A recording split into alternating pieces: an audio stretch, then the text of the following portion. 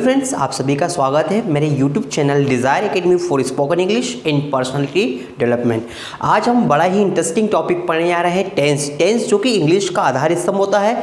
अगर हम इंग्लिश बोलना चाहते हैं तो उसके लिए हमें इंग्लिश में सबसे पहले टेंसेस का आना अति आवश्यक है, बहुत ही ज़्यादा महत्वपूर्ण होता है। देखिए, हम लोग आज टेंस पढ़ने रहे हैं। टेंस जो क्या होते हैं, टेंस की आइडेंटिफिकेशन क्या होती है, उसका स्ट्रक्चर क्या होता है, सारी चीज़ें आज हम पढ़ने जा रहे हैं। सबसे पहले हम पढ़ेंगे present indefinite tense. Present indefinite tense को प्रेजेंट सिंपल टेंस के नाम से भी जाना जाता है। प्रेजेंट सिंपल टेंस जो कि टेंस नंबर फर्स्ट होता है। टेंस नंबर फर्स्ट हम पढ़ रहे हैं present indefinite tense. Present indefinite जिसका कोई डेफिनेट टाइम फिक्स नहीं है, इनडेफिनिट यानी अनिश्चित है, जिसका कोई निश्चित नहीं है। जैसे मैंने कहा मैं मार्केट जाता हूँ, तो कब मार्केट जाता हूँ कोई निश्चित नहीं। मैंने कहा मैं आपको कॉल करता हूँ, तो कोई इसमें निश्चित नहीं कि कब करता हूँ, कभी भी कर देता हूँ। तो इट मीन्स इनडेफिनिट टेंस यानी अनिश्चित काल।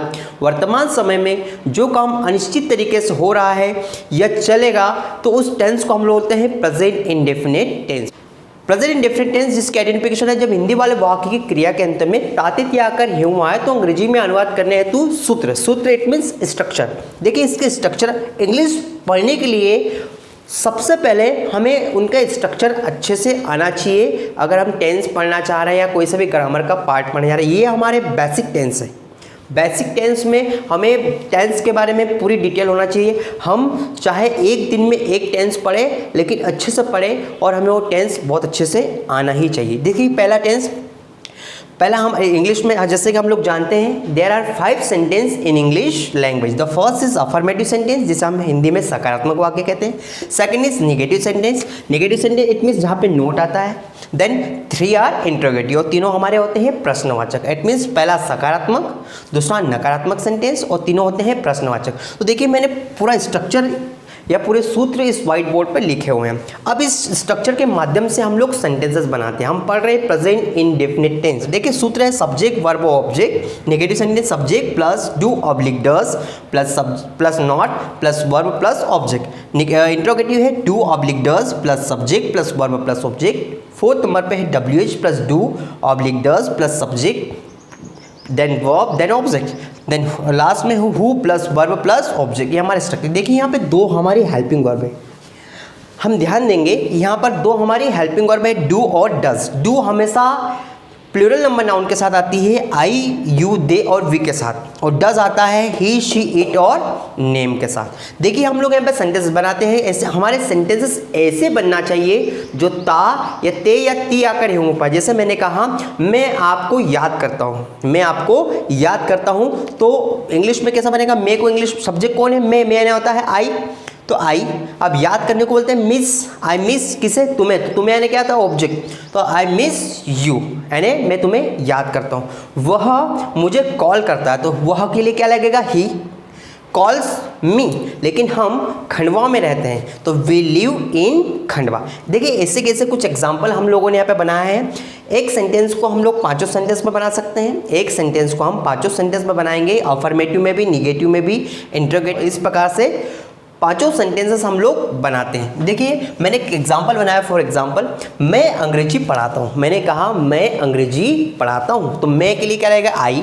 अब पढ़ाने के लिए क्या बनेगा? टीच। मैं अंग्रेजी पढ़ाता हूँ, आई टीच इंग्लिश। लेकिन मैंने कहा मैं अंग्रेजी नहीं पढ़ाता, तो आई के साथ क्या लगता है? डू। आई के साथ हमेशा डू आता है helping verb. I do not, हम डू नॉट को डोंट भी बोल सकते हैं। आई डोंट टीच इंग्लिश या I do not teach English, मैं इंग्लिश नहीं पढ़ाता। अब सवाल है कि क्या? तीसरा वाला जब वाक्य शुरू होता है क्या से शुरू? जो कि हेल्पिंग वर्ब से शुरू हो रहा है। तो डू आई टीच इंग्लिश, क्या मैं इंग्लिश पढ़ाता हूँ? डू आई टीच इंग्लिश, क्या मैं इंग्लिश पढ़ाता हूँ? मैं इंग्लिश कहाँ पढ़ाता हूँ? कहाँ के लिए क्या लगेगा? ये WH पैटर्न। देखिए, ध्यान दीजिए, WH पैटर्न जो जिसके माध्यम से हम सामने वाले से बहुत सारे क्वेश्चन एक साथ कर सकते हैं। WH पैटर्न से जब वाक्य में क्या, कब, कैसे, क्यों, किसके साथ से वाक्य शुरू होगा, तो WH पैटर्न की हम लोग हेल्प लेंगे। मैं अंग्रेजी कहाँ पढ़ाता हूँ? कहाँ के लिए क्या लगेगा? वेयर के बाद क्या लगेगा? डू के बाद आएगा I. Where do I teach English, लेकिन मैंने यहाँ पे सेंटेंस क्वेश्चन चेंज किया कि मैं अंग्रेजी क्यों पढ़ाता हूँ, क्यों के लिए क्या लगेगा why do I teach English, मैं इंग्लिश कब पढ़ाता हूँ, कब के लिए क्या लगेगा WH when do I teach English, और लास्ट में आएगा कौन अंग्रेजी पढ़ाता है, तो हु टीचेस इंग्लिश, है ना, यहाँ पे सब्जेक्ट नहीं है, इट मीन्स यहाँ पे टीच की जगह हम लोग टीचर्स लेंगे, और कौन कौन अंग्रेजी पढ़ाता है, हु टीच इंग्लिश होगा। तो देखिए इस प्रकार से हम पांचों सेंटेंस, एक सेंटेंस में पांचों सेंटेंसेस बनाते हैं। अब देखिए अगले कुछ एग्जाम्पल हम लोग ले रहे हैं जिसमें हम 5 में आप चाहे तो इसको कन्वर्ट कर सकते हैं। वह आपको कॉल करता है, मैंने कहा कि वह आपको कॉल करता है, तो वह के लिए क्या होगा ही। अब कॉल करने के लिए क्या लगेगा, कॉल के लिए क्या होता है कॉल यानी फोन करना, ही कॉल्स यू, वो आपको कॉल करता है। तो कॉल में वर्ब में यस या यस आता है सिंगुलर नंबर नाउन के साथ, हमेशा याद रखें सिंगुलर नंबर नाउन के साथ वर्ब में यस या यस आता है स्टार्टिंग और लास्ट में, शुरुआत में और लास्ट में यस या यस आता ही। तो ही कॉल्स यू, वो आपको कॉल करता है, लेकिन इसका नेगेटिव बनाएंगे वह आपको कॉल नहीं करता, तो क्या लगेगा ही। अब ही के साथ हेल्पिंग वर्ब क्या लगेगी does, he does not call you. सवाल है क्या वह तुम्हें कॉल करता है, तो ही के साथ हमने लगाया था डज, अब डज के साथ क्या आएगा ही, तो पहले क्या बोलेंगे हम लोग does he call you, question mark, क्या वह तुम्हें कॉल करता है, वो तुम्हें कॉल क्यों करता है, क्यों के लिए क्या लगेगा WH why does he call you, और कौन तुम्हें कॉल करता है, तो हु कॉल्स यू। साथियों इस प्रकार से हम एक सेंटेंस को पांचों सेंटेंसेस में बनाते हैं। देखिए दूसरा एग्जांपल हमारे सामने है, हम बाजार जाते हैं, तो हम के लिए क्या लगेगा, हम सब लोग अच्छे से जानते हैं हम के लिए लगता है वी। अभी आप जाने को बोलेंगे गो, वर्ब यानी क्रिया, क्रिया ने जाना, जाने होता है go, we go to market, लेकिन हम बाजार नहीं जाते, we do not go to market. क्या हम बाजार जाते हैं, तो do we go to market, helping verb do से शुरू होगा। हम बाजार क्यों जाते हैं, why do we go to market, हमने WH पर बनाया कि हम बाजार किसके साथ जाते हैं, with whom do we go to market, और कौन मार्केट जाता है, तो हु गो टू मार्केट। साथियों इस प्रकार से हम लोग पांचों सेंटेंस इसमें भी बनाते हैं। अगला एग्जाम्पल है हमारे पास, विद्यार्थी मन लगाकर पढ़ाई करते हैं। विद्यार्थी इट मीन्स स्टूडेंट्स, तो स्टूडेंट्स स्टडी यानी विद्यार्थी पढ़ाई करते हैं का मन लगाकर, तो मन लगाकर को बोलते हैं विथ हार्ट एंड सोल, तो students study with heart and soul. लेकिन निगेटिव सेंटेंस, विद्यार्थी मन लगाकर पढ़ाई नहीं करते, वैसे तो करते हैं लेकिन हम एग्जाम्पल बना रहे हैं, तो we students do not study with heart and soul. सवाल है कि क्या विद्यार्थी मन लगाकर पढ़ाई करते हैं, do students study with heart and soul.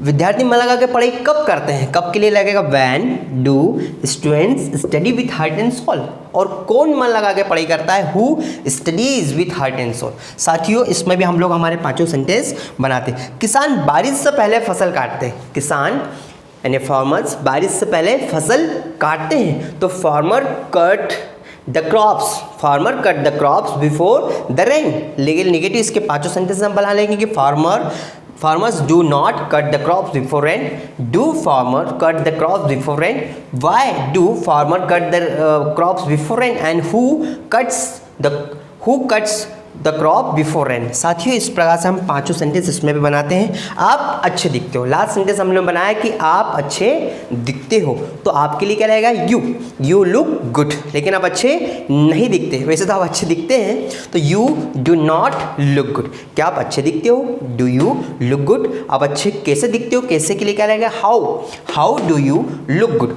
और कौन अच्छा दिखता है, हु लुक्स गुड। साथियों अगर हम इंग्लिश बोलना चाहते हैं, अगर हम टेंस सीखना चाहते हैं, तो टेंस सीखने से पहले हमें उनका स्ट्रक्चर का आना बहुत ही ज़रूरी है, बहुत ही ज़्यादा इंपॉर्टेंट होता है। ये हमारा बेसिक टेंस है। बेसिक टेंस में हमें टेंसेस के बारे में बेसिक इन्फॉर्मेशन होनी चाहिए, जो कि बहुत ही इंपॉर्टेंट होती है।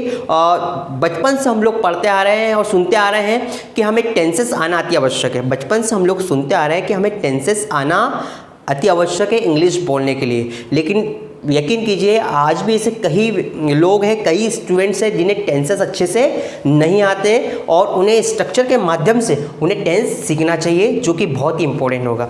पहला affirmative sentence, second negative, and 3 are interrogative.